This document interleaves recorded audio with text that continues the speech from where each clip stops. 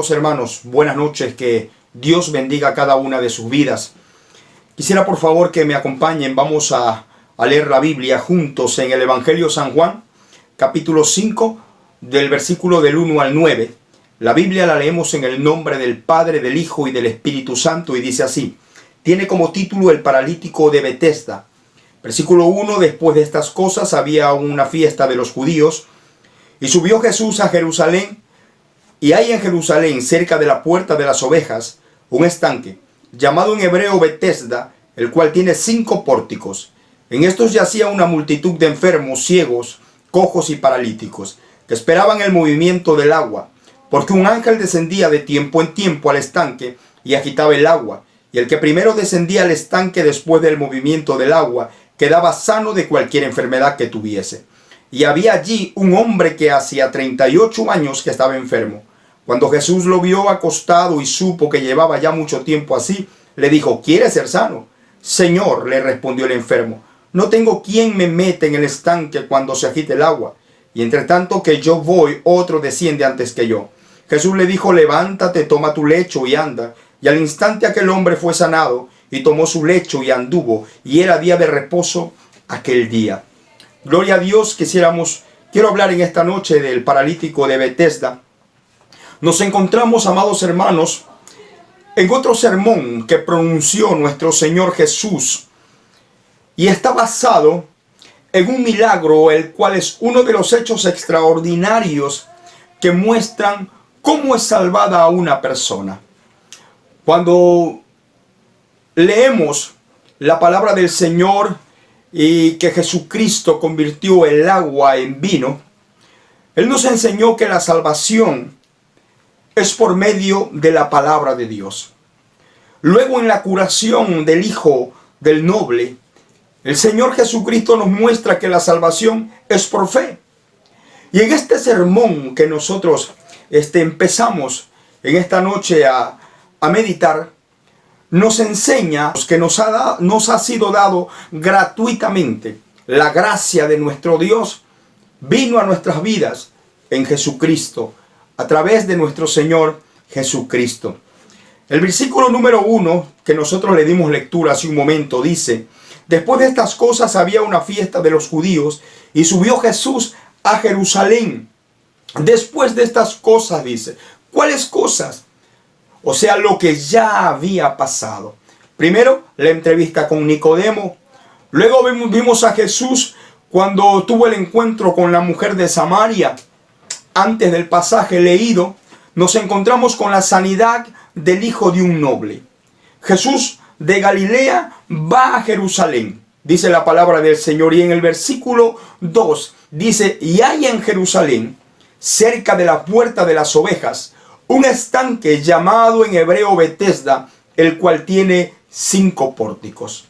Amados hermanos, existía una puerta de las ovejas en el muro de Jerusalén, cerca del templo.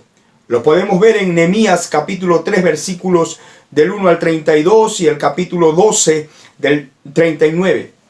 El tiempo presente en que está escrito el texto que nosotros estamos viendo puede ser una indicación de que aún existía este estanque cuando el apóstol Juan escribió su evangelio. La puerta de las ovejas existía en el muro de Jerusalén, en la muralla que rodeaba Jerusalén, estaba aquella puerta. Y parece ser que mientras el apóstol Juan estaba escribiendo su evangelio, aún existía esa puerta. Betesda tiene un significado que por lo regular usted y yo conocemos, es un significado muy conocido. Y Betesda significa casa de misericordia. Casa de misericordia. Amados hermanos, y esto nos enseña grandes cosas. Por decir una, esto nos muestra que nosotros estamos bajo la misericordia de Dios, bajo su compasión. Betesda significa casa de misericordia. Y nosotros nos encontramos así, en este mundo, bajo la misericordia, bajo la compasión de nuestro Dios, que no hemos sido consumidos, dice la Biblia en Lamentaciones capítulo 3, versículo 22. Por la misericordia de Dios no hemos sido consumidos, porque nunca decayeron sus misericordias. Nuevas son cada mañana. Betesda significa casa de misericordia. Nosotros estamos así. Estamos inundados de la misericordia del Señor. Por eso, aunque nuestra maldad ha sido tremenda, que el corazón del ser humano se ha hecho tremendamente perverso, la misericordia del Señor no ha permitido que nosotros, o que el mundo, ya sea destruido. Sino que Dios es paciente, dice la palabra del Señor, con todos nosotros, no queriendo que ninguno perezca, sino que todos procedan al arrepentimiento. También Betesda tiene otro significado y significa casa de gracia, o sea, una bondad que no merecemos, una bondad no merecida. Y es eso exactamente lo que Dios expresa al mundo: gracia. Amados hermanos, estamos bajo la gracia, algo que no merecemos porque somos pecadores, pero que en Jesús nosotros hemos podido recibir esta gracia, su salvación, que Dios en Cristo nos ha dado la oportunidad de ser salvos y poder estar con Él por toda la eternidad. La gracia de Dios, amados hermanos, su amor, nos ha sido dado en Jesús. Por eso, el libro de Efesios capítulo 2, versículo 8 dice: porque por gracia sois salvos por medio de la fe, y esto no de vosotros, pues es don de Dios. Por gracia podemos obtener esta salvación tan grande, ser libres del pecado, de la condenación eterna, ser libres de la ira de Dios, estar en paz con Dios, tener nuestro nombre inscrito en los cielos, y el día que partamos de esta tierra irnos con el Señor y estar con Él por toda la eternidad. Es por gracia. Es por gracia, no porque nosotros hayamos hecho méritos o porque tengamos muchas cosas buenas que merezcan que Dios nos dé el cielo. Nada de eso. La salvación es por gracia, no por obras. Ninguna de las buenas obras que podamos hacer en esta tierra puede darnos salvación. Solo encontramos la gracia en nuestro Señor Jesucristo. Como vimos en el versículo 2, el estanque que nos habla esta porción bíblica tenía 5 pórticos.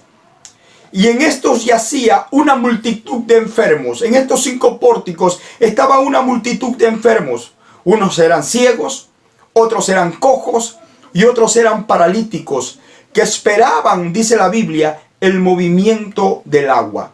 Este estanque era como una piscina, que alrededor tenía 5 entradas que eran amplias, lugares amplios en los cuales se encontraban refugiados, se encontraban a la espera toda clase de enfermos con el deseo en el corazón de ser sanados. Es imposible, amados hermanos, leer esta porción bíblica sin notar, sin darnos cuenta de la miseria humana, del dolor, de la angustia que experimentamos en esta vida. Es una imagen dolorosa la que vemos aquí, una multitud de enfermos, una imagen dolorosa, un tipo principal del sufrimiento en el ser humano, la enfermedad corporal, amados hermanos, producto de la caída de Adán, producto del pecado que cometió Adán al desobedecer a nuestro Dios. Y vinieron todas estas clases de males contra el ser humano. La enfermedad en el cuerpo es producto de la caída del hombre. La Biblia está llena de descripciones de angustias, de desesperación del ser humano. La Biblia está llena, nos habla mucho de esto. Porque todas estas angustias y aflicciones vienen por causa del pecado. Y Elifaz menciona acerca de esto, acerca de la miseria humana. En el libro de Job, capítulo 5, versículo 7, dice: pero como las chispas se levantan para volar en el aire, es un hecho, las chispas se levantan para volar en el aire, así el hombre nace, dice, para la aflicción. Claro que sí, experimentamos toda clase de sufrimientos, de dolor, de angustia, de desesperación. Y lo vemos reflejado en este versículo. Este estanque tenía 5 pórticos y en estos lugares se encontraban toda clase de enfermos, una multitud de enfermos, ciegos, cojos y paralíticos. El versículo 4 dice: porque un ángel descendía de tiempo en tiempo al estanque y agitaba el agua, y el que primero descendía al estanque después del movimiento del agua quedaba sano de cualquier enfermedad que tuviese. Al parecer, amados hermanos, Betesda, el estanque Betesda y sus 5 pórticos en los cuales estaba una multitud de enfermos, tiene una historia, una creencia, una leyenda, podríamos decir una tradición que en ese entonces existía.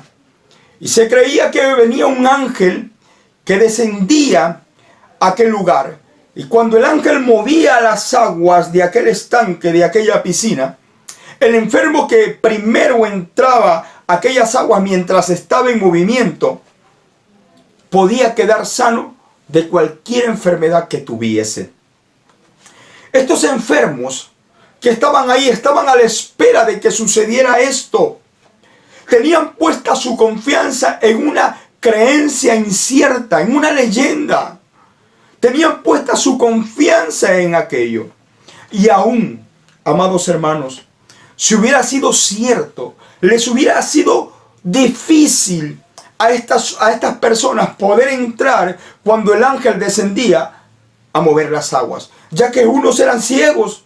¿Cómo veían que el ángel descendía a mover las aguas? Otros eran cojos, y aún si hubieran visto al ángel mover las aguas hasta llegar allá, les era un poco difícil. Peor, a los paralíticos no podían pararse y avanzar mientras las aguas están en movimiento. Amados hermanos, estas personas tenían puesta su confianza en esta leyenda o en esta tradición. Claro está que Dios en su soberanía puede hacer las cosas como Él quiere.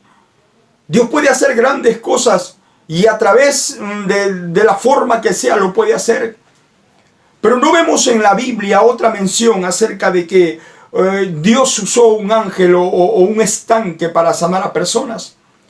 Por lo tanto, muchos teólogos, muchos estudiosos de la Biblia creen y afirman que esto era una leyenda, que esto era una tradición, y que la gente de aquel entonces creía que esto pasaba, y por eso los enfermos y muchas personas iban a dejar a sus enfermos a este estanque, a estos pórticos, para que esperaran que el ángel descendiera, moviera el agua y así ellos puedan quedar sanos. Amados hermanos, aquellas personas enfermas estaban enfocados, estaban con su mirada en aquella creencia, en aquella tradición. Y hoy vemos cosas similares. La gente pone su confianza en tradiciones. La gente pone su confianza en amuletos. Pone su confianza en creencias inciertas, creyendo que estos los salvarán de sus dolencias o les otorgarán un bienestar en su vida. Muchas personas en la antigüedad usan diferentes cosas para alejar, como dicen, las malas vibras de sus casas, de sus negocios. Otras personas acostumbran a pasarse un huevo crudo por el cuerpo para que supuestamente con este acto o lo que están haciendo pues alejan lo malo que pueda haber venido a su cuerpo.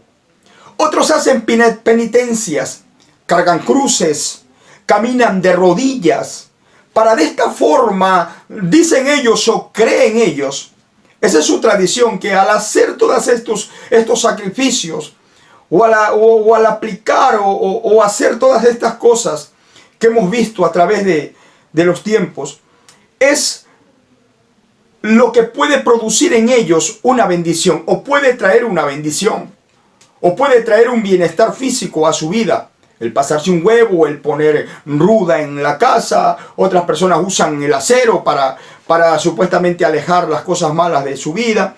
En fin, creencias humanas. Mucha gente pone su confianza en esto, en simples creencias humanas. Por eso, amados hermanos, el Señor Jesucristo siempre enfatiza y nos enseña que nuestra mirada debe de estar puesta en Él. Que nuestra mirada debe de estar puesta en nuestro Señor Jesucristo. Por eso los apóstoles le dijeron al carcelero: cree en el Señor Jesucristo. Cree en el Señor Jesucristo. Es lo que nos ha venido diciendo nuestro Dios. En el texto leído, vemos, amados hermanos, y notamos que una ceguera cayó sobre estas personas. Ahí estaban ellos. Estaban como ciegos, solo mirando al estanque, solo imaginándose que el ángel en cualquier momento descendía a mover las aguas. Y ahí estaba Jesucristo. Mientras ellos estaban mirando, Jesucristo llegó a ese lugar. Aquel que podía sanarlos llegó a ese lugar, pero ninguno de ellos lo vio, lo buscó o lo llamó. Ninguno de ellos se acercó. Sus ojos, amados hermanos, estaban puestos en el agua, esperando que esta agua fuera agitada. Estaban tan agobiados con su propio camino, con su propia dolencia, que ignoraron el verdadero camino que estaba allí. El verdadero Salvador o el verdadero sanador estaba allí, pero ellos lo ignoraban.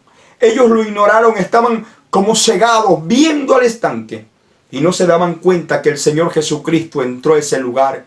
El Salvador del mundo, el que tiene el poder para sanar, para levantar, para restaurar, para dar una nueva vida. El Salvador del mundo entró a ese lugar y ellos no se dieron cuenta. Estaban ciegos, dice la palabra del Señor. Estaban ciegos en el versículo 3. Y en estos yacía una multitud de enfermos, ciegos, cojos y paralíticos, ciegos, porque no veían su verdadera salvación, no veían a Jesús. Así está la gente en la actualidad, amados hermanos, ciegos espiritualmente, no ven a Jesús, no creen en Jesús. En cambio, otros, amados hermanos, no quieren verlo. Unos están ciegos, no ven a Jesús. Pero otros, aunque saben que Jesús es real, que Jesús está en medio de nosotros para darnos salvación, no quieren verlo. Solo miran sus costumbres, solo miran su religión, solo miran sus amuletos, sus santos, pero no miran al único que puede librarlos o que puede sacar aquel velo que tiene cegados sus ojos espirituales. Él se llama Jesucristo. El único que puede curar al ser humano de la ceguera espiritual. Muchos de aquella multitud, amados hermanos, estaban cojos. Sí, necesitaban de un apoyo para caminar. Tal vez un bastón, otros unas muletas o algún amigo en quien apoyarse para poder movilizarse. Hoy en día vemos esto.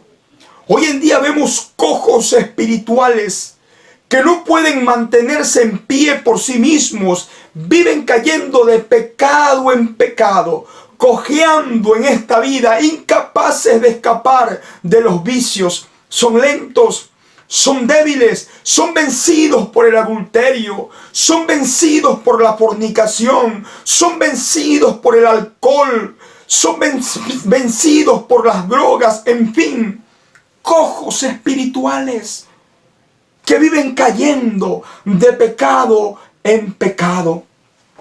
Pero también notamos en el texto bíblico que en Betesda había paralíticos, incapaces de caminar, incapaces de levantarse y entrar al estanque por sí mismos. Así está el ser humano, amados hermanos, vive sin fuerzas para salir de donde ha caído. Vive sin fuerzas para levantarse y caminar y salir adelante. Vive sin fuerzas, no puede escapar del pecado. No puede escapar de la idolatría. Vive paralítico, allí postrados, sin poder salir de aquel pecado que lo mantiene lejos de la comunión con Dios. ¿Saben que eso no es bueno? ¿Saben que eso no es bueno? Hay mucha gente religiosa que sabe que su religión no lo salvará. Pero como son paralíticos espirituales, no pueden dejar aquello. No pueden salirse de aquel pecado. Son paralíticos que están hipnotizados con las vanidades del mundo. Allí en Betesda, amados hermanos, en medio de toda esa gente, en medio de los cojos, en medio de los ciegos y los paralíticos, había un hombre, dice la palabra del Señor en el versículo 5, que hacía 38 años estaba enfermo. El apóstol Juan resalta la edad de este hombre, o el tiempo, no la edad, el tiempo que este hombre estuvo enfermo, y lo hace para mostrar la gravedad del sufrimiento de este hombre. Era intenso, era fuerte, era desesperante el sufrimiento de este hombre. Claro que sí. Y quiere hacer notar también que toda la gente de aquel entonces conocía la situación de aquel hombre.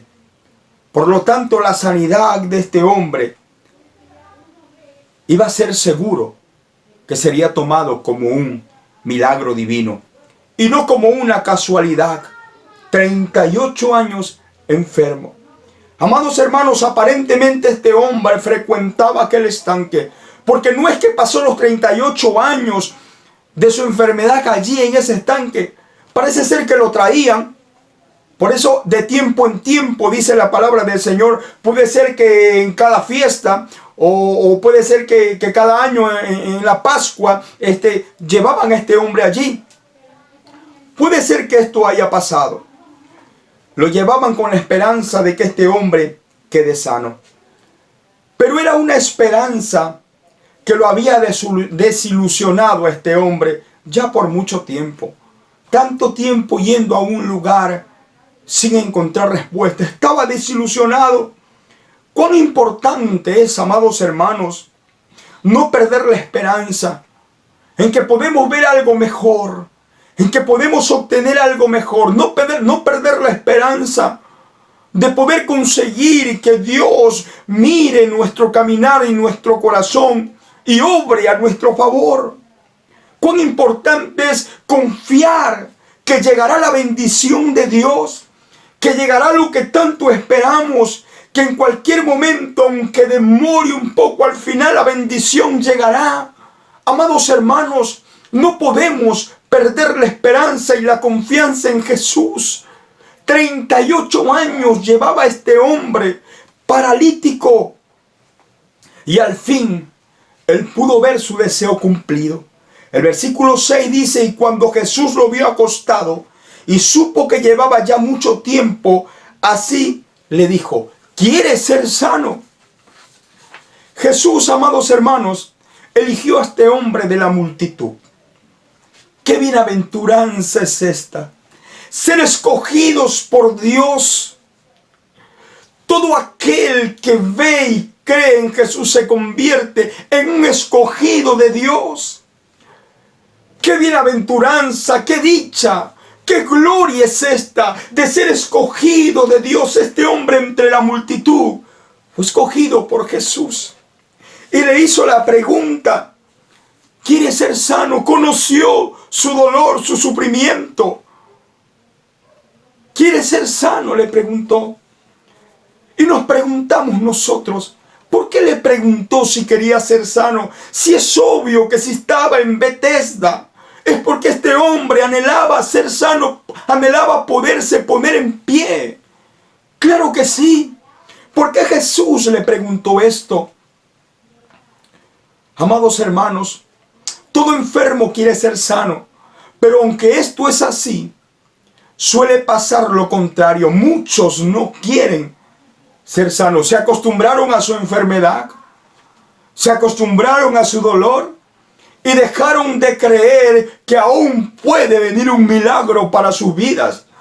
Hay mucha gente que se acostumbró a ser atendido, que se acostumbró a que todo se les lleve a donde están porque está enfermo y no quieren la sanidad para sus cuerpos. Se acostumbraron así. Este hombre tenía 38 años enfermo y hay gente que ha dejado de perseguir sus sueños.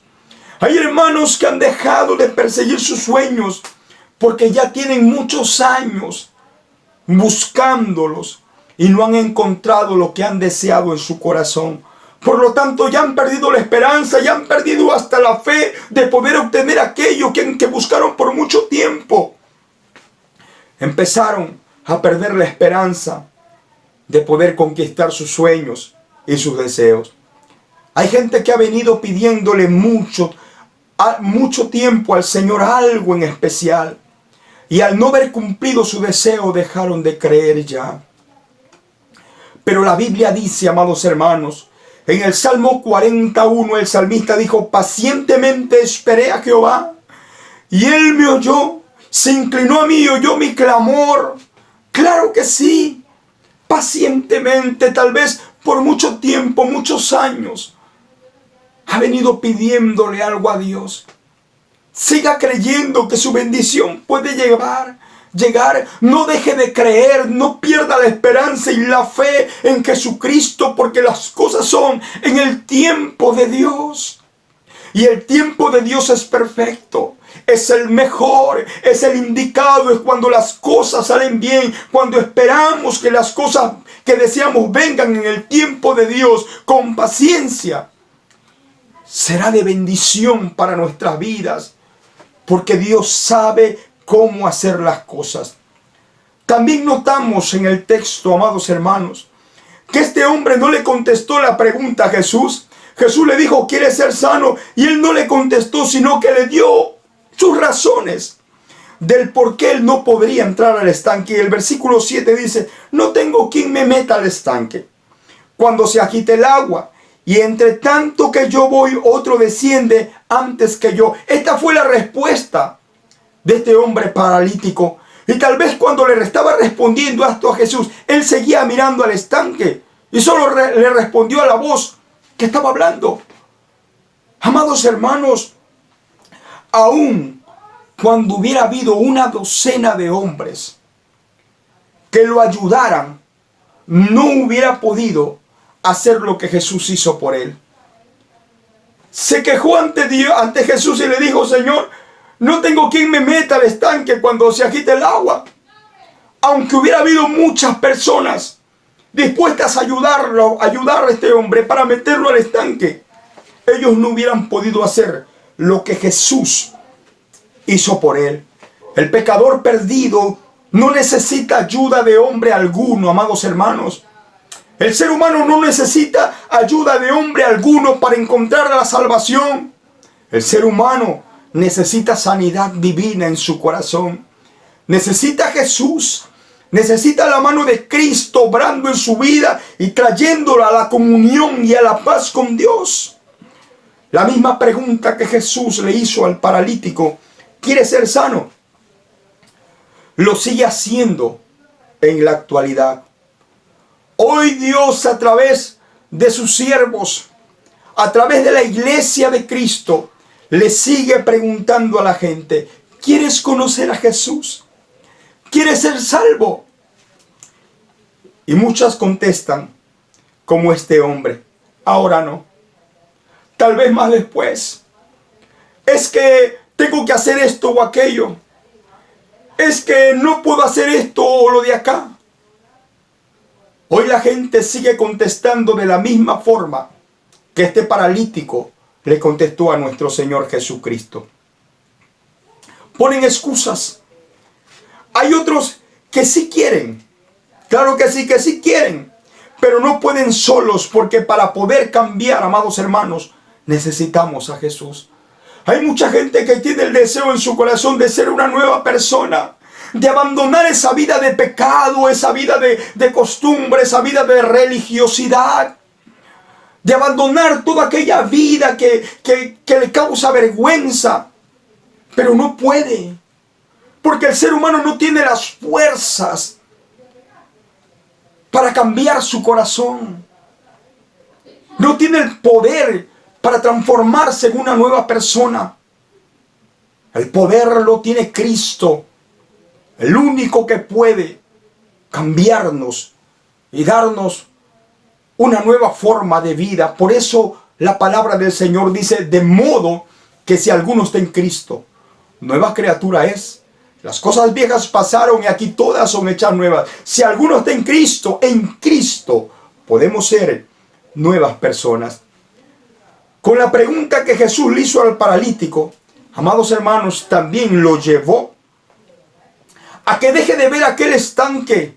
Claro que sí, estaba enfocado en el estanque, pero cuando le hace esta pregunta, lo estaba llevando a dejar de ver aquel estanque para que lo mire a él. Y en algún momento él regresó a ver a Jesús, amados hermanos, y entonces Jesús le dijo, levántate, toma tu lecho y anda. Y cuando ponemos la mirada en Jesús y lo vemos con fe, amados hermanos, podemos ser cambiados. Toma tu lecho y anda, dice la palabra del Señor. Jesús le dio la orden cuando este hombre lo miró. Toma tu lecho y anda. Toma tu nueva vida. Recibe una nueva vida que te es dada por gracia, no porque te lo merezcas. Por gracia. La salvación es por gracia.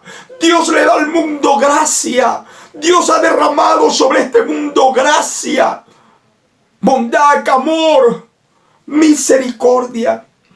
Este milagro solo sucedió cuando este hombre tuvo fe y obedeció a Jesús. El versículo número 9 dice, y al instante aquel hombre fue sanado y tomó su lecho y anduvo, y era día de reposo aquel día. Cristo sanó al hombre en el día de reposo, o sea, en el día sábado. Y de esta manera estaba probando que la ley no tiene nada que ver con la sanidad. La ley prohibía hacer algún trabajo en el día de reposo. Entonces el Señor Jesucristo en ese día hace un milagro poderoso. Nosotros no somos salvos por guardar la ley. La ley solo lo que hace es mostrarnos que hay pecado, mostrarnos el pecado, pero no nos salva. Jesús sanó al hombre. La salvación es por la fe en nuestro Señor Jesucristo. La salvación es por fe. ¿Por qué fue sanado el paralítico? Porque cuando Jesús le dijo, levántate, el paralítico dejó de ver al estanque. Dejó de ver su creencia. Dejó de ver aquella tradición. Dejó de admirar o de contemplar aquella leyenda. Y miró a Jesús. Y cuando miró a Jesús, sucedió algo maravilloso. Cuando el ser humano deja de ver sus creencias, deja de contemplar sus tradiciones, sus amuletos, las leyendas que ha venido esperando o queriendo que se haga una realidad. Cuando el ser humano deja a un lado todas esas cosas para ver a Jesús y obedecer a Cristo, las cosas cambian. Hay algo que sucede en aquella vida. Viene el milagro. Su vida es cambiada y su salud espiritual es avivada. Qué maravillosa es la gracia de Dios, que nos salva, nos ha salvado a nosotros como hijos del Altísimo, nos ha salvado a nosotros de la condenación eterna, del castigo eterno. Cuán hermosa es la gracia de Dios que nos demuestra su amor a pesar de la pecaminosidad del ser humano. la gracia de Dios está. Y donde abunda el pecado, dice la Biblia, sobreabunda la gracia. El más vil pecador puede encontrar salvación y perdón para sus muchos pecados en Cristo Jesús, por gracia. No porque se lo merezca, sino por gracia. El amor de Dios en acción. Cristo Jesús vino al mundo a salvar a los pecadores. Por gracia. Por gracia. Qué maravillosa es la gracia de Dios. Por eso, queridos amigos, me dirijo a usted. Es tiempo de ver a Jesús con fe. No solo hay que ver o pensar en Jesús como un nombre, como alguien que hizo algo hace muchos años en esta tierra, como alguien que murió en una cruz. No, tenemos que verlo como el Salvador y como el Señor de nuestras vidas. Es tiempo, querido amigo, que mire a Jesús como el Salvador de su vida, como aquel que puede salvarlo de la condenación eterna, como aquel que puede darle vida eterna, como aquel que puede hacer de usted una nueva persona, una nueva criatura. Es tiempo de ver a Jesús. Es tiempo de recibir la gracia de nuestro Señor en Cristo Jesús. Yo le animo a que ore conmigo. El paralítico de Betesda pudo tener una nueva vida. Toma tu lecho y anda, le dijo Jesús. Toma tu cama, toma tu lecho y recibe una nueva vida. Eso es lo que quiere hacer con usted, nuestro Dios, darle una nueva vida. Por eso yo le animo, querido amigo, a que acepte a Jesucristo en su corazón, que reconozca que ha pecado, que ha vivido en pecado toda su vida, que ha vivido lejos de Dios toda su vida, y reconozca que ha hecho las cosas con sus fuerzas, sin contar con Dios, y se arrepienta delante del Señor y le diga: Señor, perdóname, porque he pecado, porque no te he tomado en cuenta para mis cosas en esta vida. Hoy me arrepiento y te acepto en mi corazón y en mi vida como mi Salvador. Queridos amigos, cuando usted ora con todo el corazón, poniéndose delante del Señor y expresándole con sus propias palabras su pecaminosidad y su necesidad de Él, Dios le da su espíritu. Dios le da su espíritu cuando se arrepiente por sus pecados. Dios le da su espíritu y con Él una santificación. Empieza el proceso de que su vida sea cambiada y vaya de gloria en gloria y de triunfo en triunfo en Cristo Jesús. Queridos hermanos, ha sido una bendición para mí poder predicar esta palabra en esta noche. Quiero desearles que el Señor Jesucristo bendiga cada una de sus vidas y animarlo a que no podemos perder la esperanza, que por mucho tiempo, por muchos años que hayamos venido deseando o queriendo un milagro de nuestro Dios, que no perdamos la esperanza. 38 años estuvo enfermo este hombre, y aún en sus 38 años de enfermedad, aún seguía creyendo, tenía esperanza de poder ser sanado. Y Cristo hizo posible que esto sea así. Solo Cristo puede hacer posible esto, amados hermanos. Por lo tanto, debemos de animarnos con esta palabra y seguir confiando en nuestro Señor, que Él es poderoso para hacer de las cosas que no son como que si fuesen. Pero debemos creer y esperar con fe, porque sin fe es imposible agradar a Dios, porque el que le busca tiene que creer que Dios está ahí, que le hay, y que es galardonador de aquellos que lo están buscando continuamente. Queridos hermanos, que Dios les bendiga y que Dios les guarde. Buenas noches.